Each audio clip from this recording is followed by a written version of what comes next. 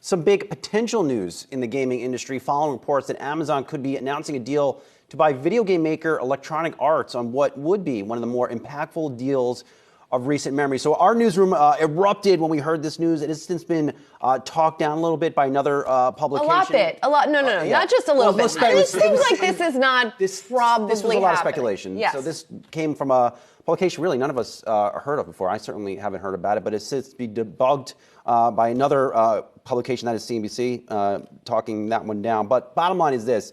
If something like this were to happen, I mean, this is just the latest in a series of big deals in the video game industry. Of course, you had Take-Two swallow up Zynga. You have Microsoft still trying to swallow up Activision Blizzard. And against this backdrop, you get a sense, well, what in the world is Netflix doing? They don't have any sports. Right. They're not even speculated to be involved with any of video game makers. They're tinkering around trying to get into video games.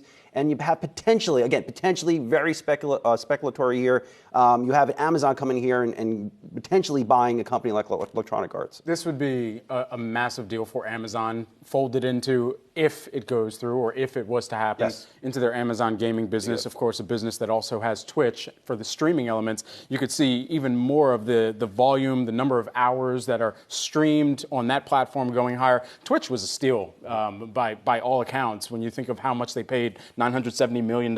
Twitch, at this point in time, is worth far more than what Amazon paid for it. And so they got a steal back in 2014 on that. You got to think if they were able to combine the EA titles with the number of streamers and active accounts that are on a Twitch too, that absolutely just skyrockets the value of those EA titles and perhaps even weaves in some of those other advertising elements too that Amazon could pass through to yet another part of the business as well. Yeah, I mean, it shows that even though it does seem like it's really just I just want to emphasize as much as I can. Moving on the rumor. This is a rumor, and even the report, the original report seems to have been, people are talking about this people are talking without actually. So that being said, it also kind of illustrates to me that the power that Amazon still has where you mention maybe this is happening and you see this huge stock reaction, which shows,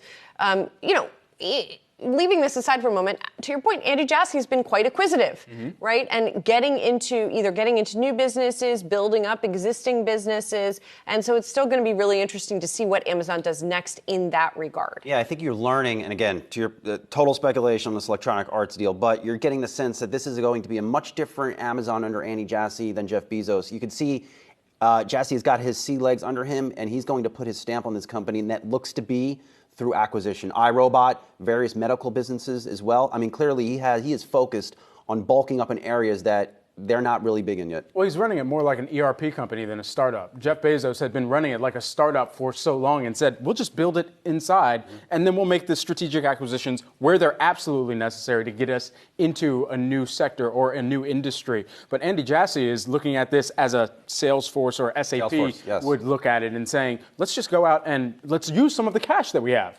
We've got the cash pile, let's put it to work, and let's enter into that field so much more quickly as well. The other category Bezos would buy in was shutting down competitors, buying competitors, right? I think of Diapers.com as the one that springs to my mind.